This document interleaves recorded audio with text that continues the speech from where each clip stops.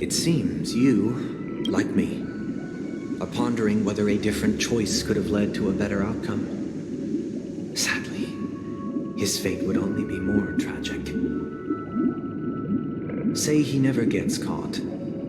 He would only die from delirium. The methods with which illegal stowaways enter dreams are unorthodox, not flawless like the hotels. Living in the dreamscape would be a mere pipe dream. Should he be apprehended? Could the hounds afford to turn a blind eye? The answer is a definitive no. They couldn't bear the resulting consequences, and thus wouldn't dare extend a helping hand. As to your choice, I once again offer my heartfelt apologies. Next comes the third and final decision. And the story this time is my own. This story happened the day I was appointed the Oak family head. At that time, Mr. Gopherwood was the current Dream Master, and as per his wish, we had a private conversation. What surprised me was that the Dream Master had only come to deliver a letter to me. He let me read its contents, and it was a letter from my sister. The letter contained the usual pleasantries, anecdotes from her travels, nothing out of the ordinary. Just as I started wondering how this letter related to our discussion, the Dream Master began to speak. Do you know who wrote this letter? My sister, of course.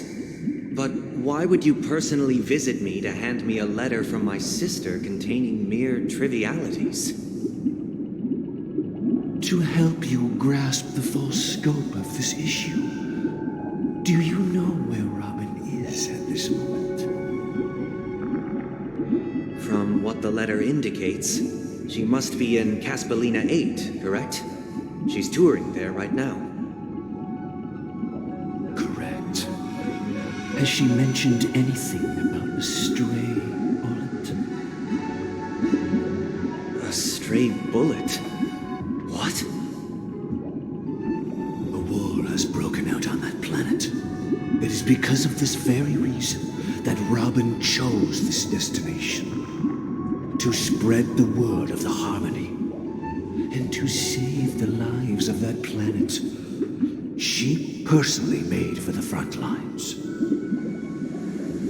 She hoped to ease the people's suffering with song and was willing to brave mortal danger to deliver the IPC's medical supplies. Unfortunately, stray bullets show no such compassion.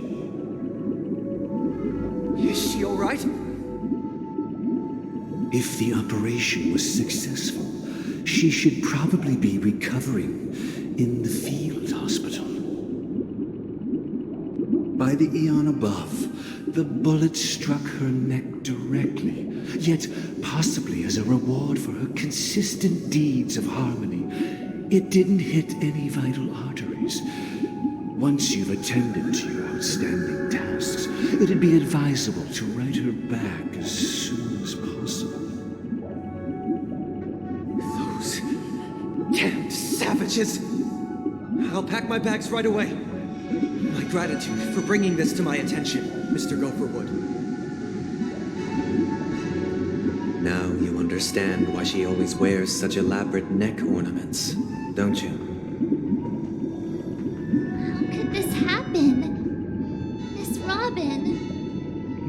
It's all in the past, so please don't worry. I share this in the meager hope that you will understand the harmony's limitations and predicament.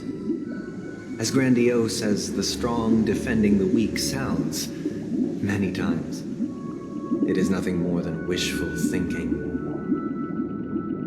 Likewise, I've prepared one last question, one last choice. But rest assured, this choice will not have any grave consequences. Because this is merely a figment of imagination, a nightmare that has haunted me through countless nights. If you ever had the opportunity to make a choice like I did, would you still support Robin's journey on the path of harmony?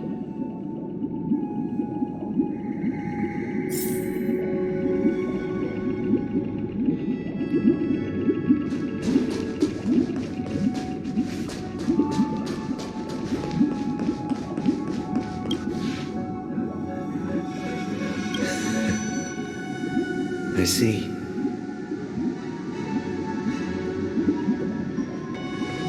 I am now aware of everyone's stances. Raising these questions merely serves to illustrate one point. The plight of Penacony cannot be salvaged by the harmony. The true foundation for a sweet dream paradise can only be established through the order where the strong govern the weak. I know the suffering of being tormented, the turmoil of losing your way, how sorrow and even despair set in when matters don't work out. All of this causes me unending pain, because this is not what happiness is at all. We must teach the weak how to live a happy life. And this life isn't some noble propriety that the upper crust preaches, but in definitive terms, a way of survival that belongs to everyone. So what is your definition of living a happy life?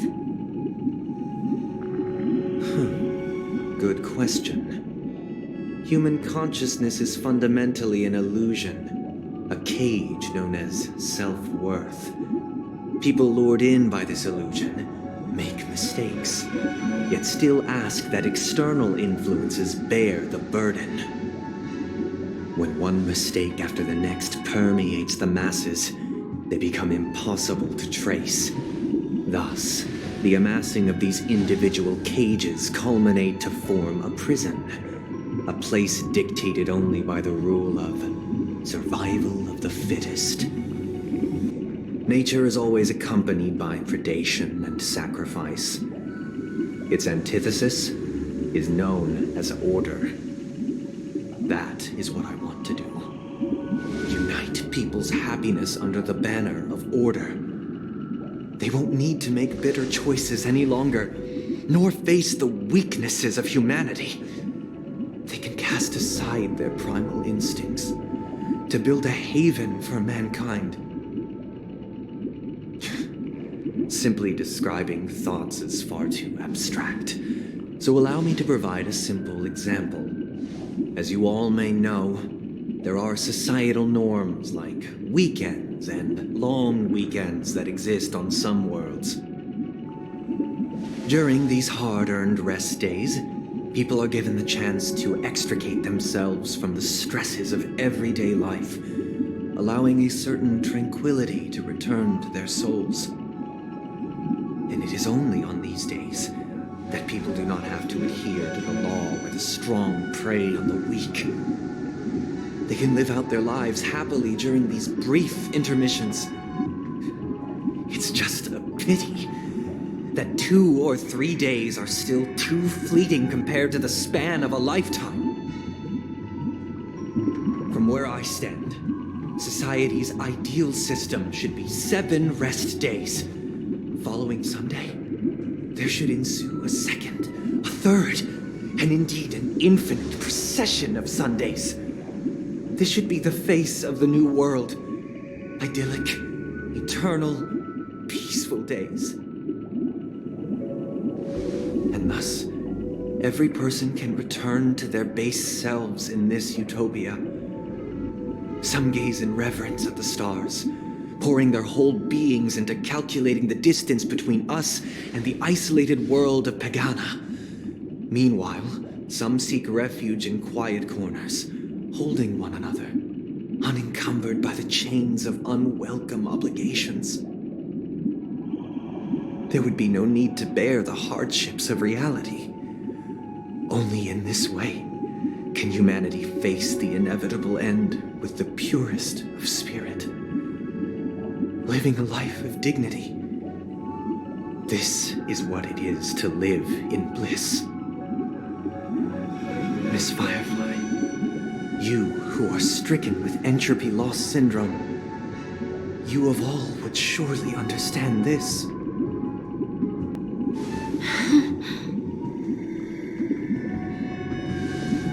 It sounds like a flawless theory.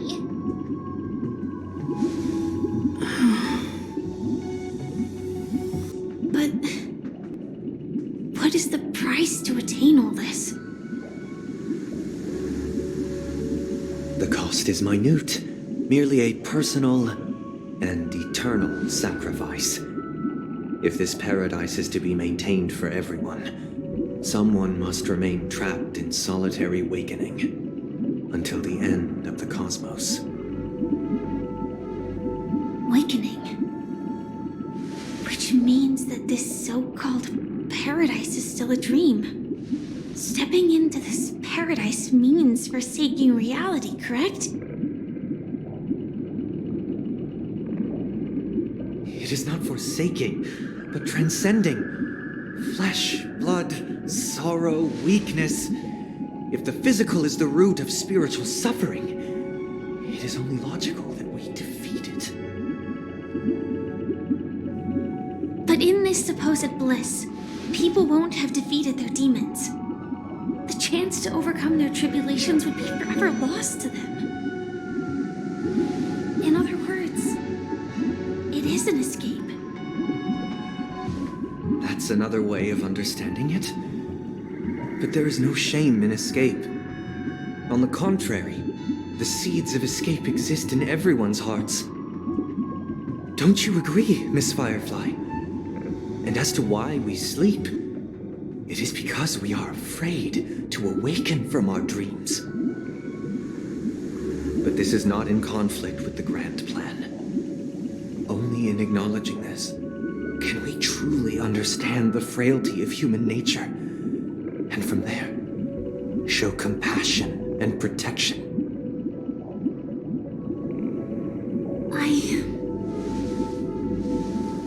I admit that you are a born leader. Your perspective on humanity brims with pessimism.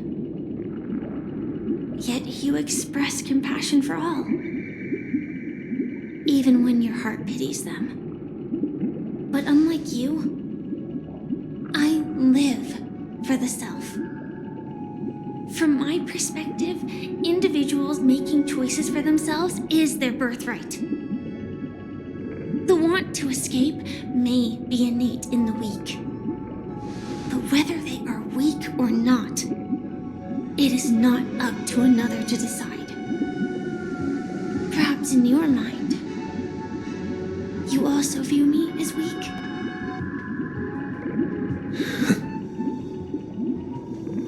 Because I don't think so. Since Miss Firefly has said her piece, the Astral Express will also naturally give you our answer. We'll leave it to you. Just as Mr. McHale instructed before. Tell him our choice.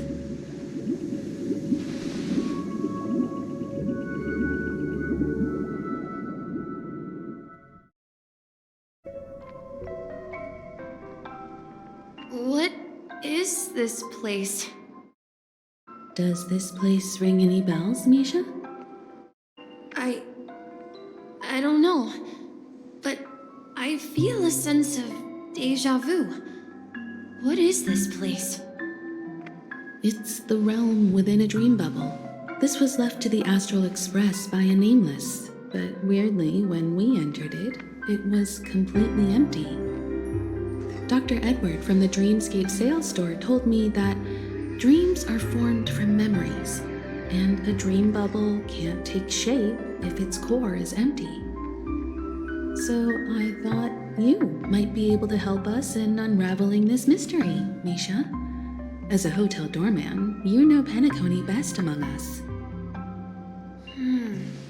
I don't know much about dream bubbles, but if you want to figure out what this mansion is, I'll do my best. I'm counting on you then. Himeko, I still don't get it. Why were you so sure that Misha had a connection with this dream bubble? I wasn't sure. It was just a hunch. But since Misha feels familiar with this place, my hunch might be correct.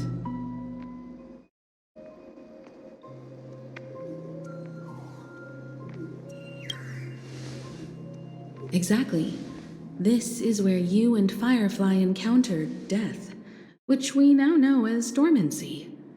Considering its connection to Dreamflux Reef, it's not surprising it appeared here. The question now is, who brought you here? Based on the clues we have so far, it's unlikely to be that masked fool, so identifying them is crucial to us. We're drawing closer to the truth once more. Let's give Misha some time, as I believe he'll unveil the secret of this dream bubble.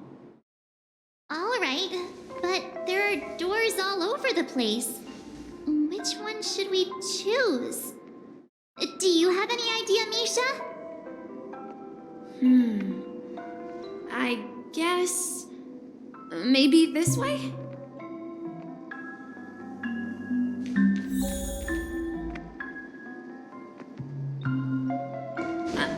I'm not entirely sure, but... let's give it a try. Wait, you managed to choose the right door on your... Weird. This place is quite different from the hotel.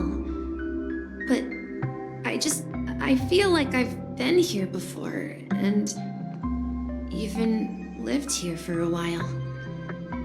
If I remember correctly, there should be a fireplace down that hallway.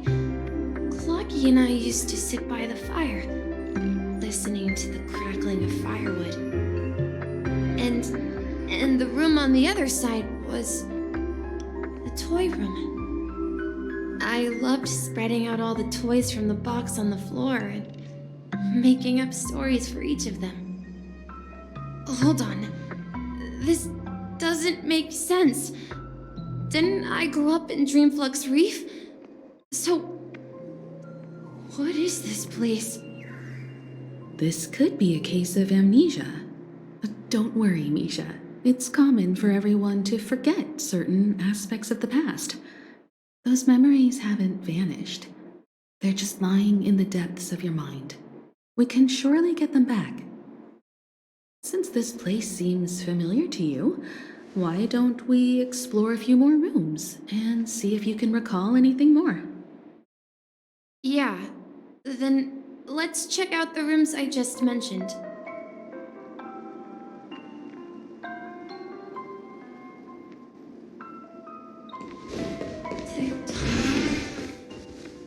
I heard some noises from the room.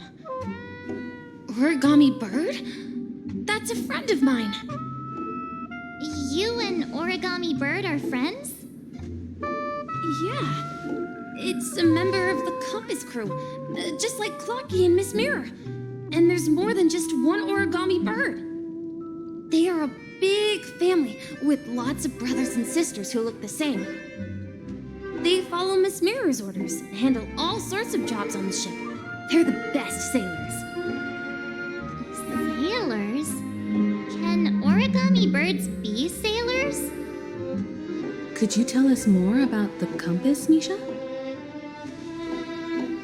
The Compass is a ship bound for the New World. Clocky and his partners travel through layers of fog to the depths of the sea. Whenever there is danger, Clocky will use a compass and guide the ship in the right direction. That's a great story. But in the Penacony cartoon, Clocky and his partners have always lived in Dreamville and never ventured out, right? Huh? Oh, that does seem to be the case. Weird. clearly remember Clocky arrived in the New World in the end. Perhaps Clocky has a hidden past. So, where has Clocky gone? Did he leave to protect Dreamville?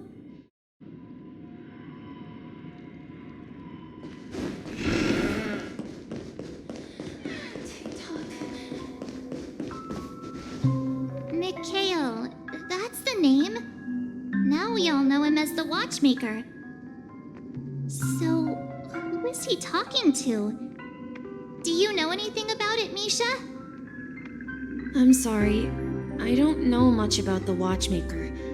But, Mikhail, Anything special about that name? Mikhail is Grandpa's name. Grandpa? Do you mean you're the Watchmaker's grandson?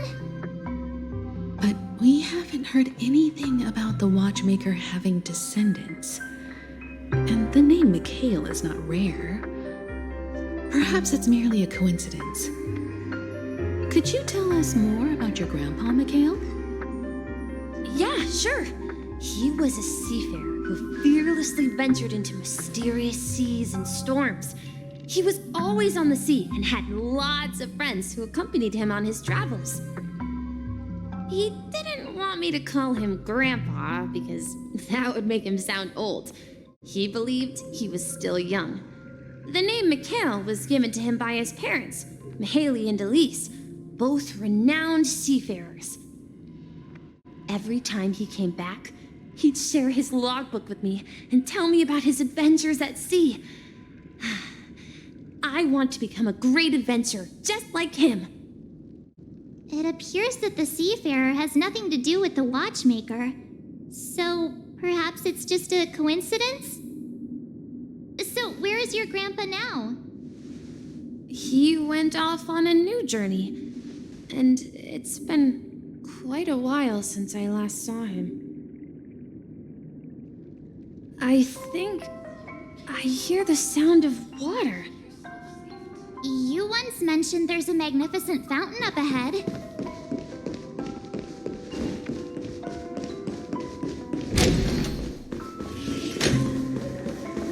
Look, there it is! The water resembles a precious jewel embedded in the dreams of all seafarers. Every time I gaze at the shimmering lights beneath the waves, it feels as though I'm back in this place, standing by your side. Have you recalled anything, Misha? Yeah, I saw these sentences in Grandpa's logbook. He used to say that despite the perils of the sea, whenever he stood on the deck in the afternoon, overlooking the sparkling waves, he would think of this fountain in front of his house. He often said that those moments felt like returning to his family's side, and the difficulties at sea didn't seem quite as challenging. You know, I quite understand such sentiments.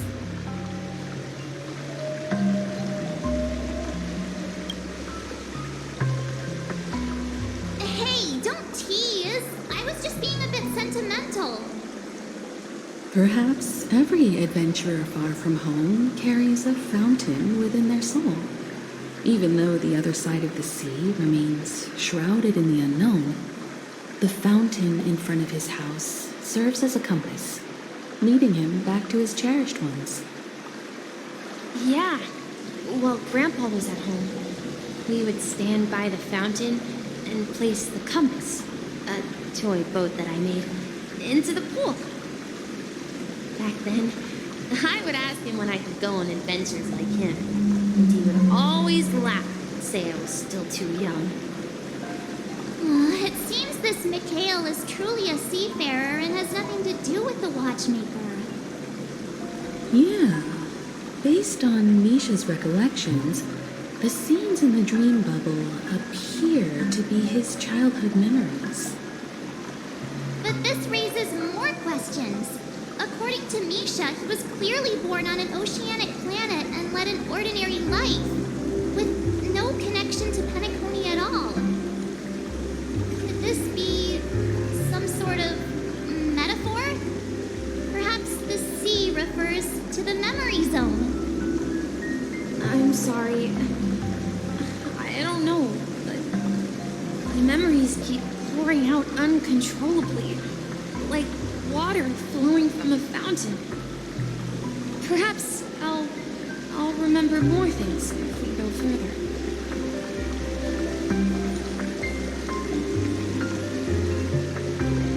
I wish to share We're going to the opposite side, right? No, we should turn left here. Huh? Something feels different about this place. Up ahead is Grandpa's study. He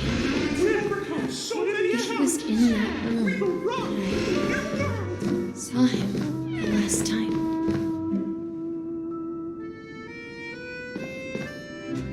The atmosphere in this room feels totally different. Misha! You finally come! Lucky, you're here! Huh. Yeah. This is the room where we first met each other. Are those books on the bookshelf logbooks left behind by that seafarer? Yeah. Whenever he came back, he placed a logbook on the bookshelf in his room.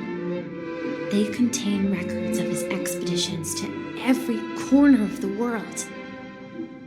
He described our world as a fountain. At some point, the sea started to gradually swallow up the land where people lived. To ensure that everyone had land to settle on, he had to continue exploring the sea and search for the source of the rising seawater. On that day, he called me to his study, telling me that he was embarking on another journey. However, I could sense the gravity in his expression. It was the same look I had seen on my father's face before his final voyage. I asked him if I could go with him, but he said that my adventure lay elsewhere and told me to stay home and patiently await a certain sound at the door. What sound? He told me about a vast ocean in the sky, an ocean of stars. He spoke of a train that transports children with a desire to venture far away, traversing the sea of stars without ever stopping. He said that he knew the crew on the train, and that he had asked them to take me along. He said the journey I had always dreamed of would start there. A train? Could it be? It's the Astral Express. I remember now. Grandpa's friends are a group of nameless who came to this world to resolve a disaster caused by a star. Then, he gave his pocket watch to me. It was his cherished treasure, appearing in every one of his adventure tales. He explained that difficult times were ahead, but assured me that the watch would guide me. He said, as long as I kept moving forward, I'd eventually reach my desired destination. And then, it was as if I heard the distant sound of a train whistle echoing throughout the room. Exactly, Misha! And then we followed that whistle, didn't we? Yeah. I think I can still find the way we took back then.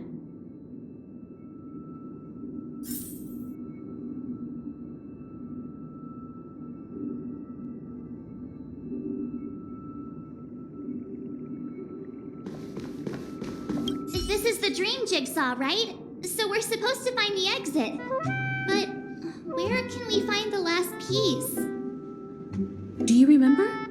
You said you obtained a mysterious shard when you stumbled into this place. Hey, the shape seems to match. So this shard is also connected to Misha? Looks like we're just one step from revealing the truth. Let's get to the other side and investigate.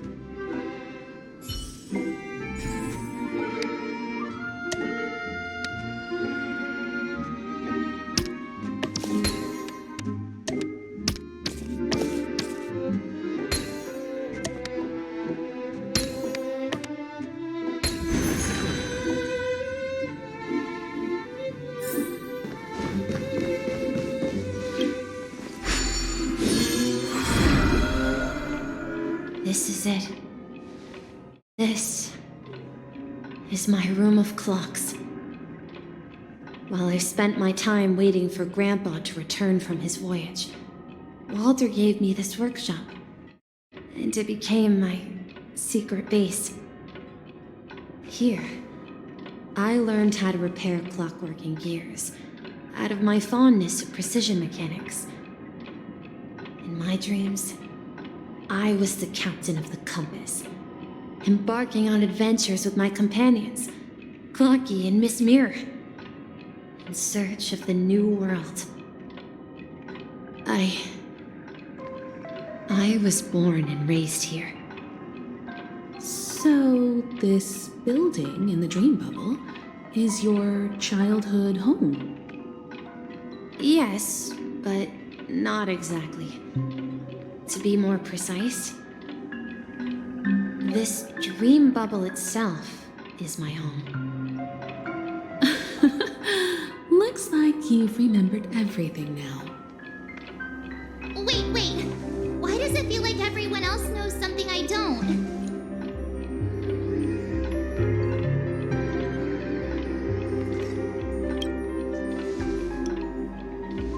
March, do you remember when she mentioned a clocky that only she could see? Yeah, the little guy here, right? But we all saw him in Dreamflux Reef, right? And Mr. Yang even greeted him. Looks like everyone on the Astral Express has a childlike spirit. The answer lies in the Astral Express. Her experience shows that neither Firefly nor Acheron can see this clocky. And when we were in Dreamflux Reef, you may have noticed that for some reason, nobody outside of the crew had ever talked with Clocky.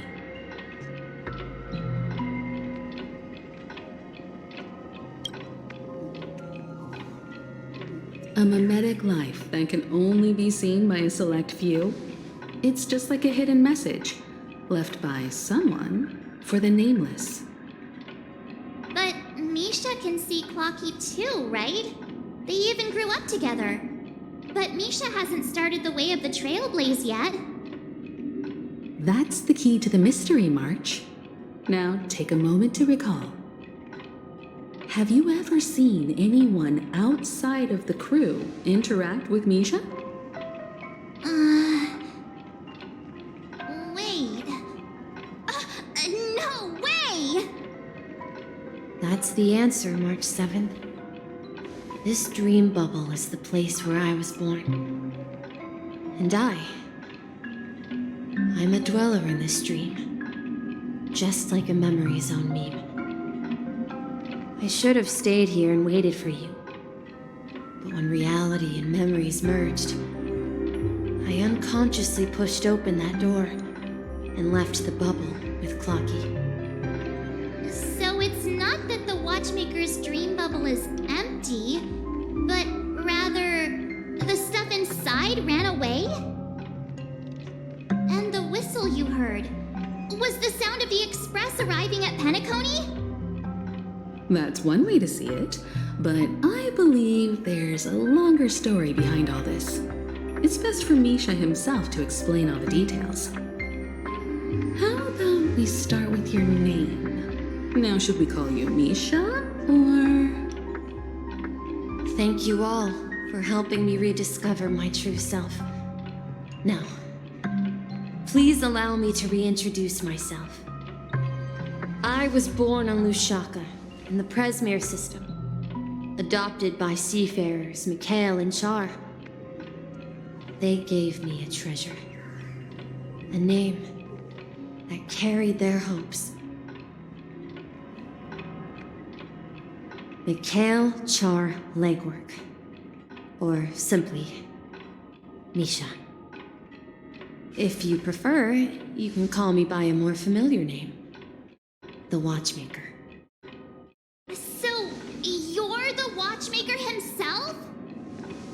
Unfortunately, that legendary figure is no more.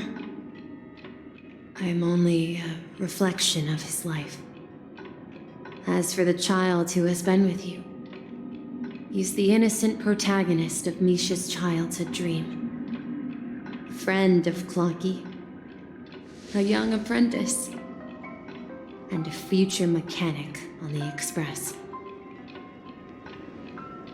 And this also marks the beginning of his journey, devoted to the Trailblaze. At the end of the journey, I left this little flame, which I so cherished, in my deepest dreams, hoping to pass it on to the nameless of future generations. However, he somehow left the dream bubble and forgot all about his task. I apologize for all the confusion this caused. Because he was born with a desire to trailblaze, wasn't he? I don't think Misha has forgotten his role as a guide. He remembered it, and that's why he mistakenly appeared as a hotel doorman in her dream from the very beginning. The one who brought our unconscious friend here must have been Misha. If that's the case, we encountered the Watchmaker's legacy from the beginning, didn't we? Well, I have a sarcastic friend who says I always take big detours and end up back where I started. Perhaps that's what every nameless has to go through. But in the end, you found me. I'm sure you're all wondering what my legacy is. I believe my hound has mentioned the Stellaron and my wealth. If I may apologize, the Stellaron part is real. As for my wealth, however, it's nothing more than a baseless rumor. I left my homeland as a child and embarked on the journey of Trailblaze. I traveled to various planets until finally reaching Esdana, where my friends and I built the original Penacony and fought for its future ever since. I've been moving forward all my life, doing what I could to overcome the obstacles in my path. But ultimately, my journey reached its end, and I left behind no possessions worth entrusting. So, if you ask what's left within this worn-out train engine that can be called a legacy, I suppose it's the things that are still burning in the engine's furnace. Now that you're well aware of the current situation of Penacony, I certainly hope that you'll help me get this world back on track. But I'll leave that decision to you, for the path of Trailblaze is never paved by others. All I have for you is a story and 2 gifts. I want to give you my pocket watch. It has accompanied me throughout my long journey, guiding that naive child forward, and has been blessed with the presence of so many great people up to this day. And my hat, too. The one who navigated for me placed it on my head and planted a fanciful thought in my mind. The trailblazing expedition will never end. Now, it's time for you to make your choice. Once you've made up your mind, open that door and enter the long dream of an old man. I'll be waiting for you at the end of this corridor in time. All right, everyone, let's make a decision. Although I don't think anyone will have any objections.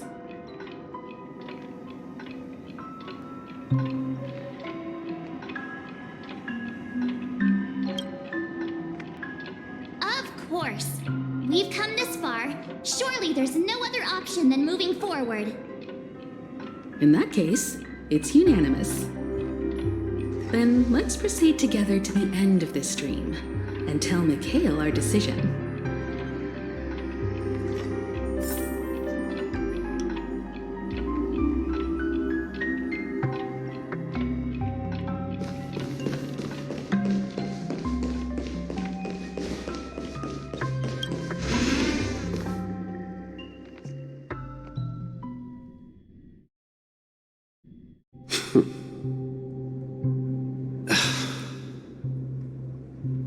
Mikhail, where are you going? Someone has to step up and save Lushaka. So why can't it be me, Misha? Please don't go. And if you must, please take me with you. Don't leave me alone. Even without me, you know how to proceed forward, brave Captain Misha. The compass is waiting for you. Haven't you always wanted to be a better adventurer than me? Now go, board that train and start your journey. Where are you going, Mikhail? I'm going to clean the floor in the parlor car. I've promised the conductor. Wait, first tell me, did you fix this watch? Yeah? I know what it looked like before. Its chain was broken, the back case torn, and the marks on the dial all worn out. How did you manage to fix it? Well, it's hard to explain, but I knew it could be fixed. It's the hands, Mr. Amundsen. Its hands were intact and pointing in the right direction, so I knew there would be a way to fix the rest.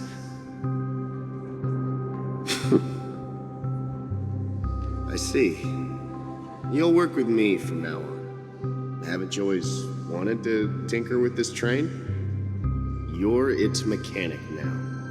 As for the conductor, I'll do the talking. But I only know how to fix watches. Don't worry. You've got what it takes. I'll teach you what you need to know. Where are you going, legwork? It's time to head to our next stop.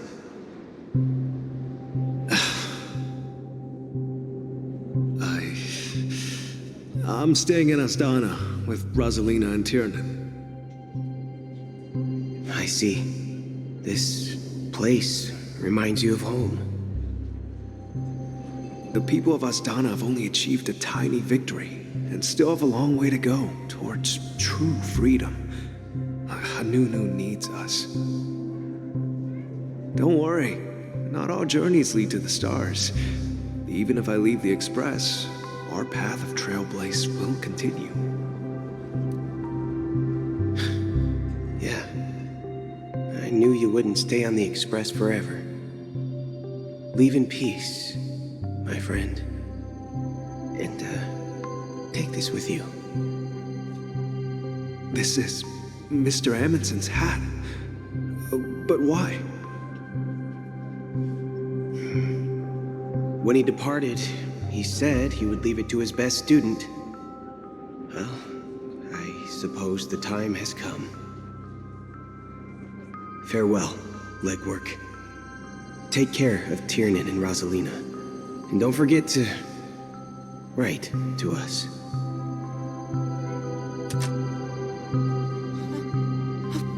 Where are you going? watchmaker?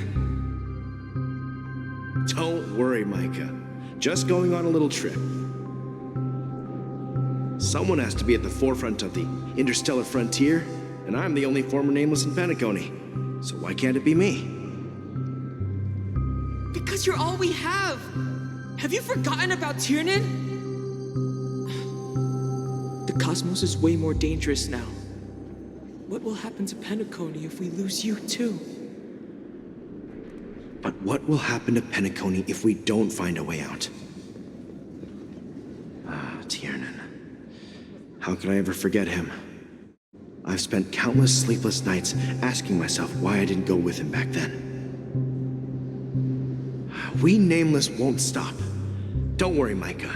It's just a matter of getting back to my old profession. Just wait for me to come back. But if, and it's a big if I don't come back in one piece, then you'll become the next watchmaker. Where are you going, old man? Oh, you're here.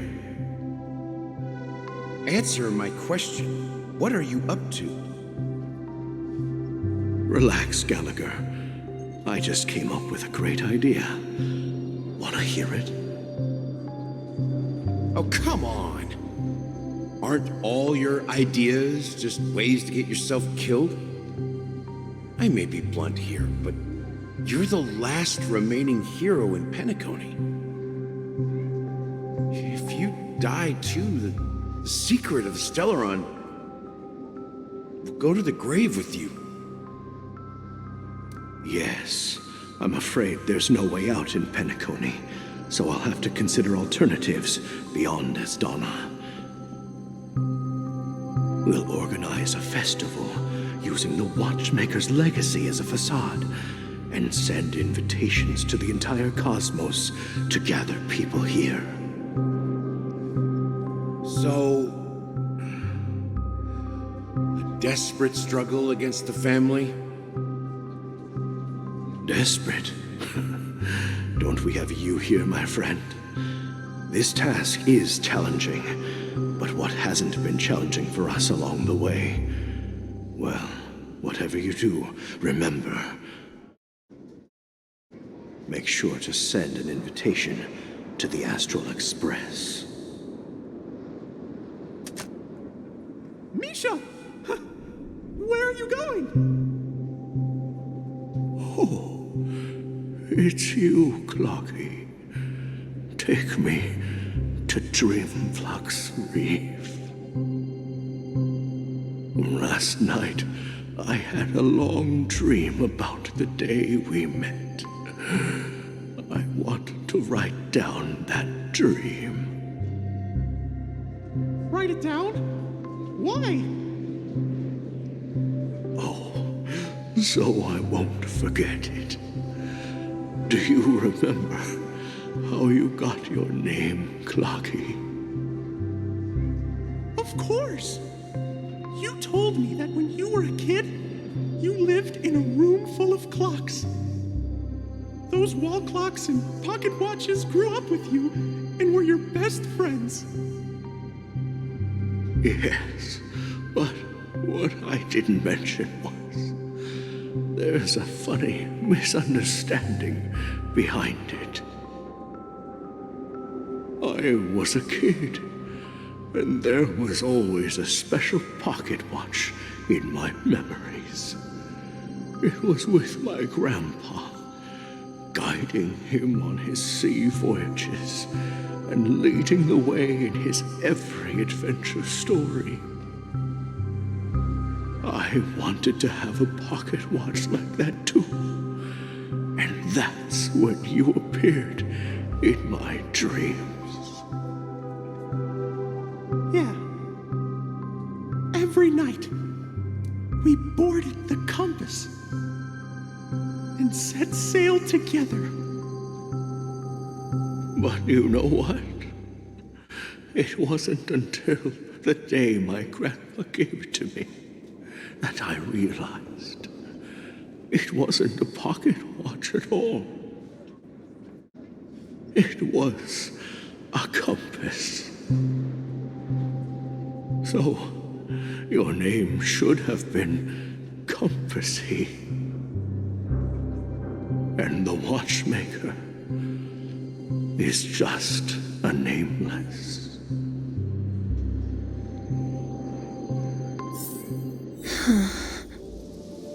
We've arrived at Dreamflux Reef. So, where to next? You know, Clocky, I don't think I'll be going anywhere else.